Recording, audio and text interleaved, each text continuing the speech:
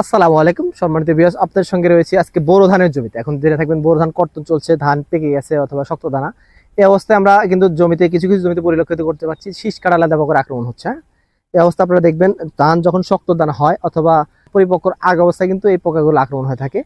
আপনারা জেনে থাকবেন পোকাগুলো দিনের বেলা জমিতে অর্থাৎ মাটিতে অবস্থান করে, মাটির মধ্যে লুকিয়ে থাকে, সন্ধ্যাবেলা বের হয়ে রাতের দিক ক্ষতিগুলো করে থাকে। সেক্ষেত্রে আপনারা যদি জমিতে সকালবেলা অথবা রাতে এসে দেখবেন এরকম কিন্তু ওই শীষের গোড়ার দিকে বা শীষের দিকে কিন্তু পোকাগুলো কেটে দিবে, আলটিমেটলি শীষগুলো মাটিতে পড়ে যায়। হ্যাঁ, সেক্ষেত্রে আপনারা যেটা করবেন, এই পোকার হাত থেকে রক্ষা পেতে আপনারা যেটা করবেন, শুরুতে যদি আপনারা পার্সিং করে রাখেন জমিতে, তাহলে এই পাখি বসে উড়ে উড়ে পাখিগুলো পোকা খেতে পারে। এছাড়াও যেহেতু পোকাগুলো দিনের বেলা মাটিতে থাকে, সেক্ষেত্রে আপনার যদি সম্ভব হয় তাহলে জমিতে যদি সেচ দিতে পারেন, সেচ দিলে কিন্তু পোকাগুলো মারা যাবে। আর সর্বশেষ যদি আক্রমণের মাত্রা বেশি হয়ে থাকে, সেক্ষেত্রে আপনারা যেটা করবেন, কার্বারিল অথবা ক্লোরোপাইরিপাস গ্রুপের কীটনাশক পরিমিত মাত্রায় বিকেল বেলা সন্ধ্যার দিকে আপনারা চেষ্টা করবেন সন্ধ্যার দিকে স্প্রে দেওয়ার জন্য, কারণ দিনের বেলা পোকাগুলো যেহেতু মাটিতে থাকে, সন্ধ্যার দিকে স্প্রে দিলে আশা করা যায় ঠিক হয়ে যাবে। ধন্যবাদ সবাইকে।